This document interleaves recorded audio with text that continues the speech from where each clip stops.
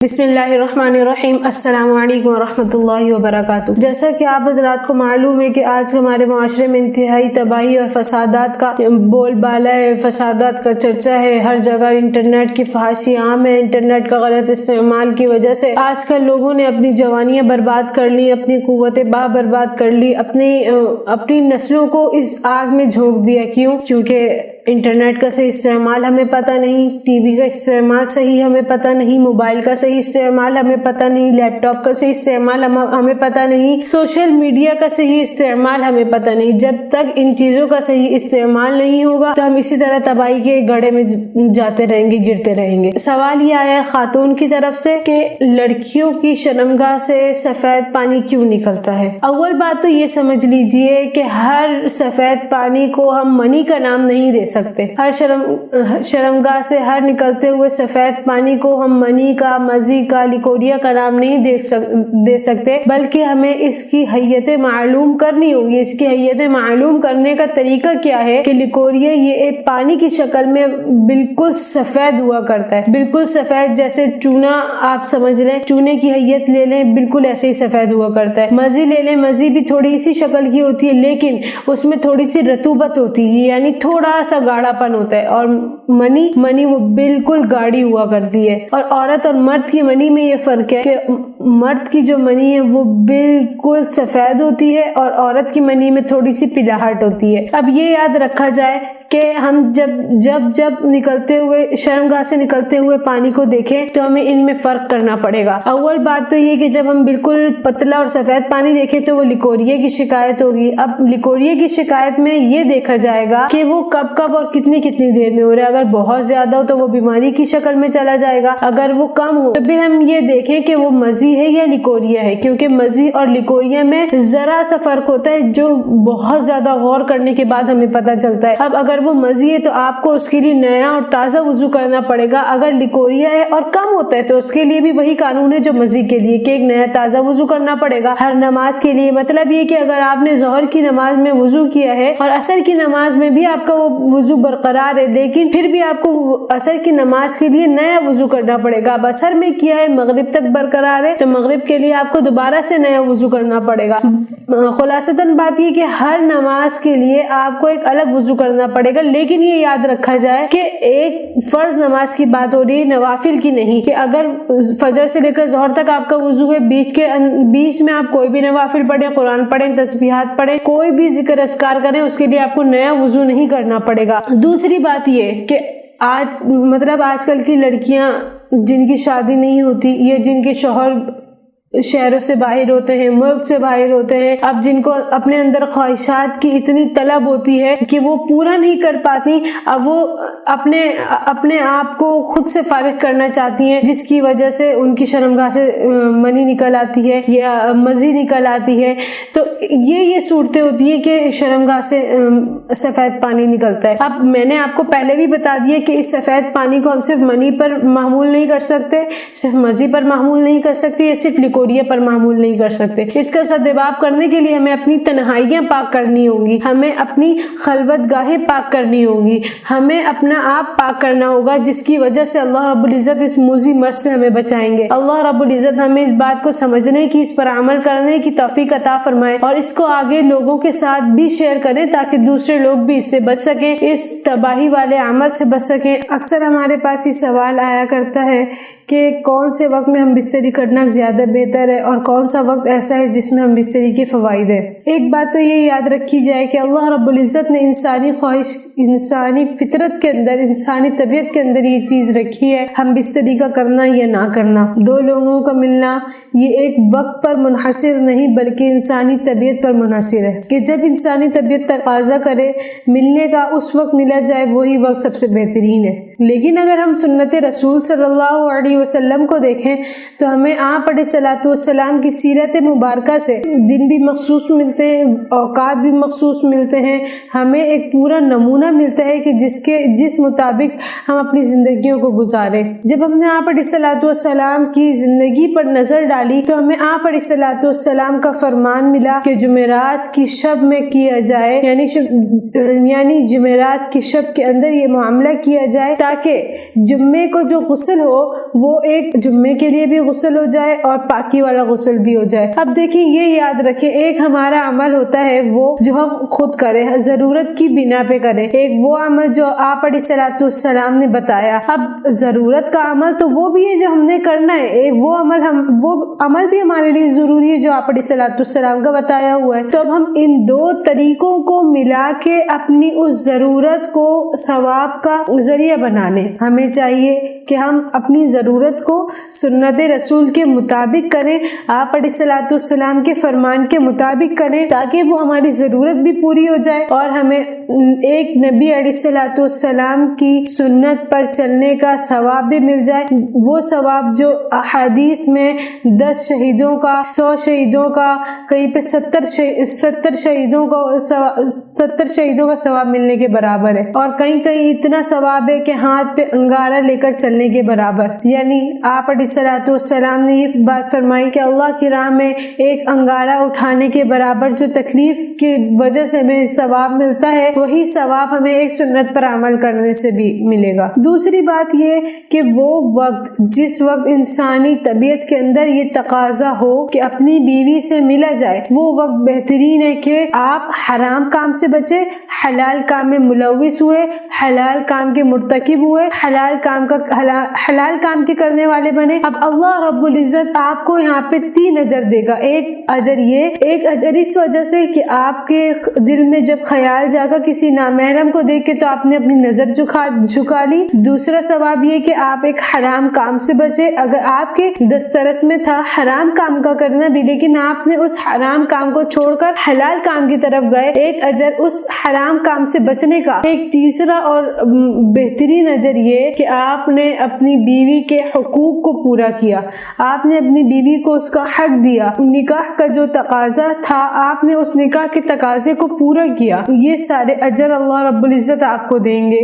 اور علماء کہتے ہیں، اکابرین کہتے ہیں کہ تہجد کے بعد کا وقت بھی ہم بستری کے لیے بہترین ہے کہ جب فجر کی نماز کا وقت ہو اس سے پہلے غسل کر لیا جائے تاکہ ہماری فجر بھی قضا نہ ہو، اور اس وجہ سے انسان جلدی اٹھ کر فجر کی نماز بھی وقت پہ ادا کر لیا کرتا ہے۔ کبھی سستی ہوتی ہے کہ ہم چلو بعد میں پڑھ لیں گے، لیکن ڈر یہ ہوتا ہے کہ کہیں ہماری نماز نہ نکل جائے، ہمیں دیر نہ ہو جائے، اس وجہ سے انسان جب جلدی اٹھ کر غسل کر کے نماز بھی ادا کر لیتا ہے، ایک یہ اجر کا باعث بن جاتا ہے۔ دوسری بات یہ کہ جب نامحرم کو دیکھ کر آپ کے دل میں اشتیاق پیدا ہو اس کے ساتھ ہم بستری کا، تو آپ علیہ الصلوۃ والسلام کے عمل سے یہ بات ثابت شدہ ہے کہ آپ اپنے گھر والی کے پاس جائیں اور اس سے ہم بستری کریں، لیکن وہاں پر گمان کسی نامحرم عورت کا نہ رکھیں کہ یہ نامحرم عورت کا گمان رکھنے سے وہ ہم بستری آپ کے لیے باعث اجر و ثواب نہیں بلکہ باعث ہلاکت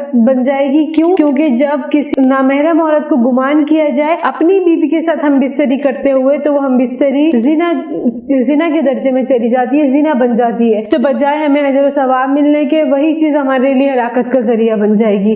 اللہ رب العزت ہمیں اس چیز کو سمجھنے کی اور اس کو آگے پھیلانے کی توفیق عطا فرمائے، بد نظری سے بچائے اور تمام فسادات سے بچائے۔ ایک شخص کی طرف سے یہ سوال آیا کہ اگر بیوی مہینوں تک دور رہے، یعنی آپس میں ملاپ نہ کر پائے کسی مجبوری کی وجہ سے یا کسی بیماری کی وجہ سے، یا اس کو ملنے میں درد ہوتا ہو یا تکلیف ہوتی ہو یا ایسے کوئی روحانی مسئلہ ہو یا اور کوئی بھی مسئلہ ہو جس وجہ سے بیوی قریب نہ آنے دے، تو اب اس صورت میں شوہر کیا کرے؟ اول بات تو یہ سمجھ لیجئے کہ نکاح کے بعد فقط ایک ہی تعلق نہیں ہوتا جس کو پورا کرنا ضروری ہے، یعنی صرف 2 جسموں کے ملاپ کا نام نکاح نہیں بلکہ یہ ایک 2 زندگیوں کو ایک کرنے کا نام ہے، یہ ایک پوری زندگی کو خوش اسلوبی سے نبھانے کا نام نکاح ہے، نسلوں کو پروان چڑھانے کا نام نکاح ہے، نسلوں کی بڑھوتری کا نام نکاح ہے، 2 خاندانوں کے آپس میں جوڑ کر نام نکاح ہے۔ یہ یاد رکھا جائے کہ نکاح کے فوراً بعد بیوی سے اپنی اس طلب کا پورا کرنا یہ ضروری نہیں ہے۔ کئی کسی حدیث میں نہیں ہے، قرآن پاک میں نہیں ہے کہ نکاح کے فوراً بعد اگر آپ نے اس عمل کو نہیں کیا تو آپ گنہگار ہوں گے۔ یہ بات یاد رکھی جائے کہ کبھی کبھی بیوی بہت کم عمر ہوا کرتی ہے جس کی وجہ سے اس کو اس عمل تک آنے میں دشواری محسوس ہوتی ہے۔ علماء یہ لکھتے ہیں کہ بیوی کو اس عمل پر رضامند کرنے کے لیے اس کے ساتھ پیار محبت کی باتیں کریں، اس کو اپنے قریب لائیں تاکہ جب آپ اس عمل کی طرف آنا چاہیں تو وہ پریشان نہ ہو، وہ چڑچڑی نہ ہو، وہ آپ سے نفرت نہ کرنے لگے۔ یہ بات یاد رکھی جائے کہ جب ایک دفعہ بیوی کے دل میں اس چیز کی طرف سے نفرت پیدا ہو گئی تو اب آپ اس کے دل میں کبھی بھی محبت نہیں ڈال سکیں گے۔ یہ ایک ایسا عمل ہے جو فطرتی تقاضے کے مطابق ہے۔ اگر اللہ رب العزت نے اس کے اندر یہ چیز کم رکھی ہے تو ایک مرد کو چاہیے کہ وہ اپنے نفس پر قابو رکھے اور آہستہ آہستہ خوش اسلوبی کے ساتھ اس کو اس عمل کی طرف لے کر آئے تاکہ نکاح کا جو تقاضا ہے وہ پورا ہو سکے۔ نکاح کے بعد صرف اس بنا پر کہ ہم بستری نہیں ہوتی ہے، صرف اس بنا پر کئی گھر برباد ہوا کرتے۔ کیوں؟ کیونکہ مرد اپنے اوپر قابو نہیں رکھ پاتے، مرد اپنے نفس پر قابو نہیں رکھ پاتے، جس کی وجہ سے گھر برباد ہو جایا کرتے ہیں۔ علماء یہ لکھتے ہیں کہ اگر ایک عورت آپ کو اپنا آپ نہیں دے رہی، اگرچہ یہ نکاح کے اصول کے مطابق نہیں ہے، نکاح کے تقاضے کے مطابق نہیں ہے، لیکن یہ یاد رکھا جائے کبھی مسائل دوسرے بھی ہوا کرتے ہیں۔ کہیں جادو کا مسئلہ ہوتا ہے، کہیں روحانی مسئلہ ہوتا ہے، کہیں جنات کا مسئلہ ہوتا ہے، کہیں ڈاکٹری مسئلہ ہوتا ہے۔ ان ساری چیزوں کو بھی مد نظر رکھا جائے۔ آج کل کے جو مرد ہیں وہ صرف اپنے نفس کو مد نظر رکھتے ہیں، نہ کہ ان سارے مسائل کو، اور جب ان سارے مسائل سے نظریں ہٹا لی جاتی ہیں تو گھر بھی برباد ہوتے ہیں، طلاقیں بھی وقوع ہوتی ہیں، طلاقیں بھی وجود میں آتی ہیں۔ یہ یاد رکھیں کہ نکاح کے بعد اصل مقصد گھروں کو بسانا ہے، نہ کہ دو جسموں کو ملنے کا ذریعہ بنانا۔ یہ یاد رکھیں کہ نکاح کے بعد بیوی اگر اس معاملے میں خوشی سے آ جائے تو بہت اچھی بات ہے کہ نکاح کے بعد نسل کی بڑھوتری کا دار و مدار صرف اسی عمل پر ہے، نہ کہ کسی دوسرے عمل پر۔ ہاں، اگر آپ حرام سے بچنے کے لیے اپنی بیوی کو اس پر رضامند کرنا چاہیں تو علماء کے اصول کے مطابق اس کے پاس جائیں کہ اس کو پہلے کوئی تحفہ دیں، اس کو اپنے قریب کرنا چاہیں، اس کے ساتھ خوش اسلوبی والا معاملہ کریں، اس کے ساتھ پیار محبت والا معاملہ کریں، پھر اس کے ساتھ آہستہ آہستہ اس کام کی طرف آئیں۔ اگر آپ فوراً اس کام کی طرف آئیں گے تو یہ یاد رکھیں آپ اپنی بیوی کو دور کر بیٹھیں گے اپنے آپ سے، اور اگر بیوی کے دل میں ایک دفعہ نفرت پیدا ہو گئی تو اب وہ کبھی بھی آپ کے پاس نہیں آئے گی، بلکہ اس کو اس چیز سے نفرت ہی ہوگی ہمیشہ۔ اور جب اس کو اس چیز سے نفرت ہونا شروع ہو گئی تو اب آپ ساری زندگی اس سے اگر پیار محبت سے چلیں، پیار محبت کے ساتھ پیش آئیں، وہ پھر بھی آپ کے ساتھ محبت نہیں کر پائے گی۔ اور بیویوں کو بھی چاہیے، اگرچہ وہ کم عمر ہے لیکن آج کل کوئی ایسی لڑکی نہیں ہے جس کو اس بارے میں پتہ نہ ہو، جس کو اس معاملات کا پتہ نہ ہو، جس کو ان سارے کاموں کا پتہ نہ ہو۔ اللہ رب العزت کی طرف سے ہی یہ سارے معاملات ہیں، اور اللہ رب العزت ہر عورت اور ہر مرد کے دل میں ان چیزوں کو بٹھاتے ہیں، ان چیزوں کو پیدا کرتے ہیں۔ یہ یاد رکھیں اگر کوئی عورت آپ کے ساتھ اس طرح کا معاملہ کر رہی ہے تو آپ پہلے چھان پٹک کریں کہ آیا اس عورت کے ساتھ کوئی دوسرے مسائل تو نہیں ہے، یا وہ عورت خود سے جان بوجھ کر یہ معاملات کر رہی ہے۔ اگر جان کر رہی ہے تو پھر آپ اس کے ساتھ ڈانٹ ڈپٹ کریں، تھوڑی سختی سے پیش آئیں تاکہ وہ عورت آپ کے گھر میں بس سکے۔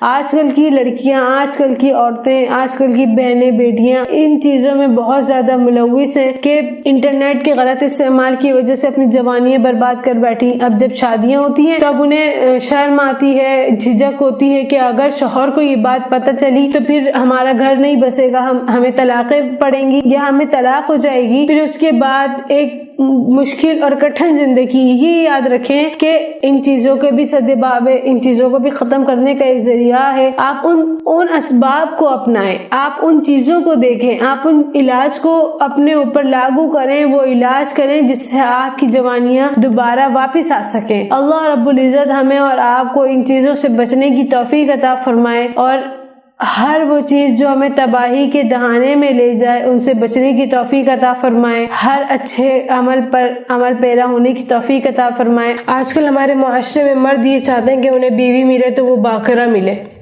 باقرہ سے مراد آپ بخوبی سمجھ سکتے ہیں کہ اللہ رب العزت نے نکاح کے بعد جو سب سے اولین چیز رکھی وہ मियाँ बीवी का आपस में मिलाप रखा। दुनिया की बढ़ोतरी इसी पर मबनी है और हर एक चाहता है कि उसकी बीवी बाकरा हो, यानी वो पहले से कहीं मुंह काला ना किए हुए हो, पहले से उसके साथ कोई मामला ना हुआ हो, चाहे अगरचे वो कवारी ही क्यों ना हो। लेकिन आजकल ऐसे मामलात देखने को मिलते हैं कि शादी की पहली रात ही तलाक हो जाती है। वजह पूछे तो पता ये चलता है कि लड़की के पहले से दूसरे लड़के के साथ मामलात थे, लड़की का कहीं और चक्कर था। अगरचे ये बातें नाजेबा हैं, लेकिन ये मुआशरे की हकीकत बता रही हूँ। आजकल मुआशरे में यही चीजें चल रही हैं। सबसे अव्वलीन चीज तो ये देखें कि एक लड़की को तलाक देना, ये आप अपने ऊपर खुद उंगली उठा रहे हैं। क्यों? क्योंकि अल्लाह का कानून है, अल-खबीसातु लिल-खबीसीन वल-खबीसून लिल-खबीसात वत-तय्यिबातु लित-तय्यिबीन वत-तय्यिबून लित-तय्यिबात। अल्लाह रब्बुल इज्जत ने यहाँ पे उसूल में सबसे पहले जिक्र किया तो औरत को जिक्र किया। पूरे कुरान में आप उस्लूब देखें, अल्लाह रब्बुल इज्जत ने मर्द को ही मुखातब किया। ईमान वाला कहा तो मर्द को कहा, डरने का कहा तो मर्द को कहा, कव्वाम कहा तो मर्द को कहा, उसूल व ज़वाबित बताए तो मर्द को बताए, गवाह का कहा तो मर्द को कहा। अल्लाह रब्बुल इज्जत ने हर सूरत में नमाज का हुक्म आया, रोजे का आया, हज का आया, उम्रे का हुआ, जो सूरतें हुई सबसे पहले आप अलैहिस्सलातु वस्सलाम को मुखातब करके फरमाया मर्दों को ये बात बता दे, मर्दों को ये कह दे। अल्लाह रब्बुल इज्जत ने जहां बात पाकबाज और पाक बदबख्त की आई, अल्लाह रब्बुल इज्जत ने वहां पे औरतों को मुकद्दम किया। क्यों? अल्लाह रब्बुल इज्जत बताना चाह रहे हैं कि जो पाक औरतें होती हैं वो पाक मर्द के लिए ही है। अगर बदबख्त मर्द है, नापाक मर्द है, उसका किरदार हल्का है, तो उसको हमेशा किरदार की हल्की औरत ही मिलेगी। अगर आप उसको तलाक दे रहे हैं इस बिना पर कि इस लड़की का पहले से चक्कर है, तो ये आप अपने ऊपर उंगली खुद उठा रहे। आप अपने गिरेबान में झांके, आप अपनी माजी में झांके कि आपसे तो कोई ऐसी खता जरूर हुई होगी जिसकी बिना पर अल्लाह रब्बुल इज्जत ने आपको ऐसी औरत के साथ जोड़ा। आजकल हमारे मुआशरे में ये ख्याल बन चुका है, ये जहन बन चुका है कि एक औरत ही बदकिरदार हो सकती है। अगरचे मर्द बाहर से जिना करके आ जाए लेकिन वो मर्द पाक होता है, ऐसा नहीं है। अल्लाह रब्बुल इज्जत ने जब कोड़े लगाने की बारी आई तो एक मर्द के लिए भी वही सजा सुनाई और एक औरत के लिए भी वही सजा सुनाई। ना कि औरत की सजा को बढ़ोतरी के साथ बयान किया, ना मर्द की सजा को किल्लत के साथ बयान किया, बल्कि अल्लाह रब्बुल इज्जत ने दोनों की सजाओं को मुकर्रर किया कि शराब पिए तो 80 कोड़े लगाए जाए। ये इजमा है, कुरान में इसका उस्लूब नहीं है, अहादीस में इसका उस्लूब नहीं है। ये सहाबा के दौर में इजमा हुआ कि शराब पीने पर 80 कोड़े लगाए जाएंगे। जब जिना की बारी आई कि अगर शादीशुदा मर्द हो या औरत हो दोनों को रजम किया जाएगा, यानी संसार किया जाएगा। अगर कमारे हो तो दोनों को 100 कोड़े लगाए जाएंगे। अल्लाह रब्बुल इज्जत ने दोनों के हुक्म में एक ही जैसा उस्लूब इख्तियार किया। तो आज फिर हम कौन होते हैं एक औरत को जज करने वाले कि एक औरत ही बदकिरदार हो सकती है, मर्द नहीं हो सकता। उस्लूब अल्लाह रब्बुल इज्जत ने बता दिया, अल खबीसातु लिल खबीसीना, के नापाक मर्द बुरी औरतें बुरे मर्दों के लिए हैं, अल खबीसून लिल खबीसात, बुरे मर्द बुरी औरतों के लिए हैं। अल्लाह रब्बुल इज्जत ने यहाँ पे खुला उस्लूब बता दिया है कि अगर जिंदगी में एक लग़्ज़िश भी हुई तो आपकी बीवी से भी एक लग़्ज़िश तो जरूर हुई होगी। अगर आप पाक हैं तो आपकी बीवी भी पाक है। लेकिन ये याद रखा जाए कि वो गुनाह जो नादानिस्तगी में हुए, अदम तवज्जुही की बिना पर हुए, और अल्लाह रब्बुल इज्जत ने उसके बाद आपको हिदायत दे दी, अल्लाह रब्बुल इज्जत ने उसके बाद आपको तौबा से नवाज दिया, आपकी तौबा को कबूल कर लिया, उसके बाद आपको एक पाक औरत मिलती है। अब आप वहाँ पे शक व शुबहात नहीं कर सकते कि अल्लाह रब्बुल इज्जत ने अब भी आपको एक नापाक और बदकिरदार औरत से ही नवाजा है। क्यों? क्योंकि कभी अल्लाह रब्बुल इज्जत अपने नेक बंदों को दुनिया में ही नेमतों से नवाज दिया करते हैं। रही ये बात कि आपको एक बाकिरा चाहिए, तो सबसे अव्वल बात तो ये है कि आप अपने आप को पाक करें। जब तक आप अपने आप को पाक नहीं करेंगे आपको एक पाक बीवी नहीं मिल सकती। आज हमारा उस्लूब क्या होता है लड़की को ढूंढने کرنے کا. لڑکی پڑھی لکھی ہو, دولت مند ہو, جاب کرنے والی ہو, اچھی جاب ہو, گھر اپنا ہو, باپ بھائی اس کے اچھا کماتے ہو, اچھا کھاتے ہو, معاشرے میں ان کی عزت ہو. اگر نہیں دیکھتے تو ہم صرف دینداری نہیں دیکھتے. کیوں؟ کیونکہ دینداری تو ہمارے نزدیک کچھ ہے ہی نہیں. جب تک دینداری کو ہم معیار نہیں بنائیں گے ہم کامیاب کبھی بھی نہیں ہو سکتے. آج ہم دیکھ لیں ہماری نسلوں میں بیٹا پیدا ہوتا ہے تو وہ نافرمان پیدا ہوتا ہے, وہ ماں باپ سے روگردانی کرنے والا پیدا ہوتا ہے, وہ بہنوں کے حقوق کو کھانے والا, غصب کرنے والا ہوتا ہے, وہ ہر ایک سے زبان چلانے والا ہوتا ہے, وہ لڑکیوں کی چکروں میں ہوتا ہے. اور ایک بیٹی پیدا ہوتی ہے تو وہ بھی ماں باپ کے منہ پہ کالک ملنے والی ہوتی ہے. کیوں؟ کیونکہ جب ہم نے اپنے نکاح کے جوڑ کا انتخاب کیا تو ہم نے وہاں پہ دینداری کو ترجیح نہ دی. آپ علیہ الصلوۃ والسلام نے جو معیار بتائے, 4 کے حسب نسب دیکھا جائے, مال و دولت دیکھا جائے, اور خوبصورتی دیکھی جائے, اور دینداری دیکھی جائے. پھر آپ علیہ الصلوۃ والسلام نے دینداری کو بالخصوص ذکر کر کے فرمایا کہ جو کوئی دین کو ترجیح دے گا دنیا اور آخرت میں وہ کامیاب ہے. تو سوچے ذرا, اللہ رب العزت کے نبی علیہ الصلوۃ والسلام, اللہ کے محبوب نبی نے جو دینداری کو معیار بنانے کا کہا وہ کس بنا پر کہا. آج آپ ایک عورت سے نکاح کر کے دیکھیں اور آپ پھر اپنی زندگی کو دیکھیں کہ آپ کی زندگی کیسی پھولوں والی ہوتی ہے اور کیسی آپ کی زندگی میں خوشحالی آتی ہے. کیوں؟ ایک جب دیندار عورت ہو, اگر آپ اس کو تھوڑا بھی دے دیں تو وہ اس میں بھی خوش ہو جاتی ہے, آپ اس کو دال روٹی کھلائیں وہ اس میں بھی خوش ہو جاتی ہے. شرط یہ ہے کہ اس کے اندر خوف خدا ہو, اس کے اندر نبی علیہ الصلوۃ والسلام کی تعلیمات زندہ ہو, اس کے اندر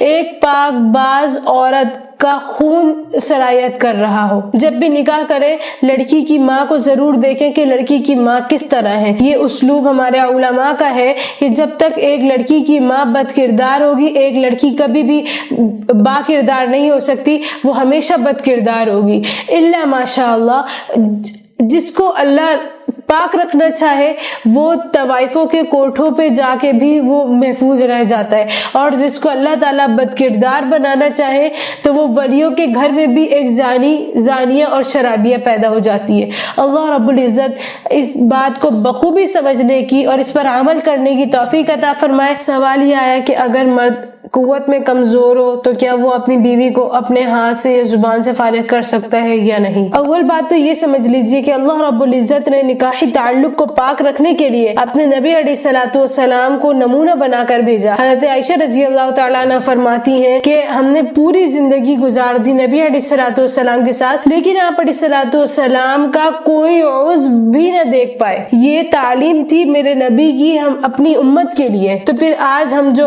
یہ میڈیا کو دیکھ کر, یہ انٹرنیٹ کو دیکھ کر, اس کے غلط استعمال سے جو ہمارے اندر شیطانیت پیدا ہو چکی ہے, وہ آج کل یہی چیزیں ہیں. مرد پہلے اپنی جوانی کو برباد کر لیتے ہیں, اپنی قوت کو ختم کر لیتے ہیں, اور جب شادی ہوتی ہے تو پھر یہ سارے معاملات پیدا ہوتے ہیں کہ بیوی میں چڑچڑاپن, بیوی کی نفرت انگیز باتیں, بیوی کا نفرت انگیز رویہ, بیوی کا دور ہونا, بیوی کا جدا ہونا, طلاقیں ہونا, گھروں کا برباد ہونا. یہ ساری چیزیں تب پیدا ہوا کرتی ہیں. اول چیز تو مرد حضرات اپنی جوانیوں کو اور کنوارپن کو پاک کریں. جب تک وہ اپنے کنوارپن کو پاک نہیں کریں گے ان کی شادی شدہ زندگی سہل نہیں ہوگی, خوشیوں والی نہیں ہوگی.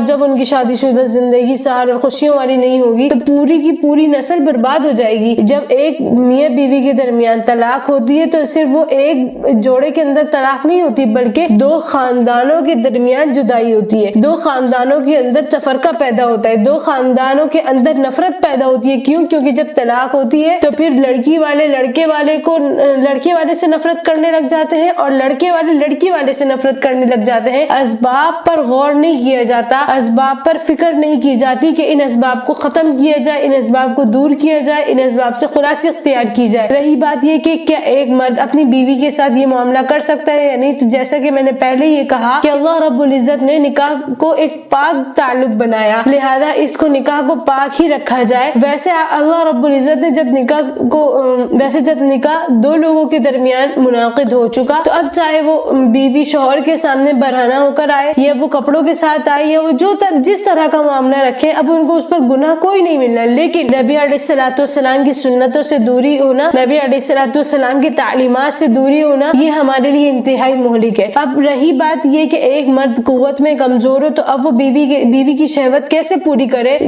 زبان کے ساتھ یا انگلی کے ساتھ. اول بات تو یہ سمجھ لیجیے کہ وہ زبان جو اللہ کے نام کی ادائیگی کرے، جو اللہ کا نام لے، جو نبی علیہ الصلوۃ والسلام کی سنتوں کو آگے پھیلائے، جو نبی علیہ الصلوۃ والسلام کی احادیث کو پڑھنے والی ہے، بار بار درود و سلام بھیجنے والی ہے، اللہ رب العزت کا کلمہ توحید پڑھنے والی ہے، اس زبان کو ہم ایک ناپاک اور گندی جگہ پہ کیسے لگا سکتے ہیں؟ یہ انسانی دماغ میں آنے والی بات ہے. اگر کوئی اس کو سمجھ سکے، اگر شیطان عقل پر پردہ نہ ڈالے، تو یہ ہر ایک کے ذہن میں یہ بات آنی چاہیے اور آ سکتی ہے کہ یہ چیز تو ہے ہی انتہائی کراہیت والی، کہ ہم اپنی وہ چیز جس سے ہم کھاتے ہیں، جس سے ہم کلمہ ادا کرتے ہیں، جس سے ہم نبی علیہ الصلوۃ والسلام کی باتیں کرتے ہیں، ہم اس کو ایک ناپاک جگہ پر کیسے لگا سکتے ہیں؟ ہاں، رہی بات انگلی کو استعمال کرنے کی، تو اگر بیوی بہت زیادہ شہوت والی اور ہمیں یہ خدشہ ہے کہ اگر ہم نے اس کی شہوت کو پورا نہیں کیا تو وہ اپنے شوہر سے ہٹ کر کسی نامحرم مرد سے اپنی شہوت کو پورا کرے گی، تو اب اس سے شوہر کو چاہیے کہ وہ اپنی انگلی سے اس کی شہوت کو پورا کر دے. لیکن اس سے عورت کمزور ہوتی جاتی ہے اور مرد میں بھی قوت یہ انتہائی کم ہوتی جاتی ہے. لہذا مرد کو چاہیے کہ اپنی غذاؤں کا خیال رکھے اور اپنی جوانی کو محفوظ رکھے گندے طریقوں کو اپنانے سے. اللہ رب العزت ہمیں اس بات کو بخوبی سمجھنے کی اور عمل کرنے کی توفیق عطا فرمائے. اللہ رب العزت شیطانی چالوں سے ہمیں بچائے رکھے. سوال ایک شخص کی طرف سے یہ آیا کہ کن صورتوں میں پیچھے کے راستے سے کرنا جائز ہے، ہمیں وہ صورتیں بتا دے تاکہ ہم اپنی بیوی کے ساتھ ہی لذت اندوز ہو سکے. یہ بات یاد رکھی جائے کہ اللہ رب العزت نے انسانی شخصیت کے اندر جب انسان کو اشرف المخلوقات بنایا تو اللہ رب العزت نے ہر کراہیت والے کام کو انسان کے اندر کراہیت والا ہی رکھا. ایک اگر وہ شخص جو اپنے آپ کو انسانی تقاضے کے مطابق رکھے، ہر اس کام سے بچے جو اللہ رب العزت نے منع فرمایا، تو وہ اس کام کی طرف جائے بھی نہ. اول بات تو یہ سمجھ لیجئے کہ اللہ رب العزت نے پیچھے کے راستے سے کرنے کو حرام بنایا، کلیتاً حرام بنایا. عرب کے اندر جب یہ چیز ہوا کرتی تھی پیچھے کے راستے سے، ان کا یہ عقیدہ تھا کہ اگر پیچھے کے راستے کی طرف سے آیا جائے تو بچہ کانا پیدا نہیں ہوگا. لیکن اللہ رب العزت نے اس چیز کو منع فرمایا کہ پیچھے کے راستے یعنی دبر کے مقام پہ کرنا اللہ رب العزت نے کلیتاً حرام قرار دیا، چاہے وہ آگے کے ذریعے آیا جائے یا پیچھے سے ہی کیا جائے. یہ یاد رکھی جائے کوئی بھی ایسی صورت نہیں ہے جس کو اللہ رب العزت نے حلال کیا ہو کہ آپ پیچھے کے راستے کر سکتے ہیں. اللہ رب العزت نے جب آپ علیہ الصلوۃ والسلام ہمارے درمیان موجود تھے، یعنی آپ علیہ الصلوۃ والسلام حیات تھے، تب اللہ رب العزت نے کچھ چیزوں کی رخصت دی اور اللہ رب العزت نے رخصت دینے کے کچھ عرصے بعد ہی اس کو دوبارہ حرام کر دیا. یہ اب جن چیزوں کو اللہ رب العزت نے حرام کیا، کوئی بھی تعویل کرتے ہوئے ہم اس کو حلال کسی طور پہ نہیں کر سکتے. ایسی کوئی صورت نہیں ہوگی جو آپ کو پیچھے کے راستے سے کرنے کے لیے حلال قرار دے دی جائے. یہ یاد رکھا جائے کہ اللہ رب العزت نے انسانی شخصیت کے اندر ایک ایسی طبیعت رکھی ہے، انسانی طبیعت کے اندر ایسا ایک مادہ رکھا ہے کہ جو گندے کام ہیں، جو گندی چیزیں ہیں، اس کی طرف خود اٹریکٹ نہیں ہوتی انسانی طبیعت. ہاں الا ماشاء اللہ، کہ جس کو اللہ گمراہ کرنا چاہے، جس کو اللہ آزمانا چاہے، اس کو اللہ ان چیزوں میں مبتلا کر دیتے ہیں. رہی بات یہ کہ جو شخص اس کا مرتکب ہو گیا ہو، اب وہ کیا کرے؟ وہ خالصتاً اللہ رب العزت سے توبہ طائب ہو، اللہ سے سچے دل سے توبہ کرے. یہ یاد رکھا جائے کہ اپنے گناہوں کی تشہیر دوسروں کے سامنے ہرگز بھی نہ کریں. وہ لوگ جو آپ کے گناہوں کو ڈنڈورا پیٹنے والے ہوں، وہ لوگ جو آپ کے گناہوں کو آگے پھیلانے والے ہوں، کیونکہ اللہ رب العزت نے آپ کو یہ حق دیا ہے، آپ کا اپنے آپ پر یہ حق ہے کہ آپ اپنے گناہوں کو اپنے تک محدود رکھیں، صرف اللہ کے سامنے کھولیں کہ میرے رب مجھ سے یہ خطا ہوئی، مجھ سے یہ گناہ ہوا، اب میرے اس گناہ کو، میری اس خطا کو آپ اپنی بارگاہ میں معاف فرما کر مجھے ایک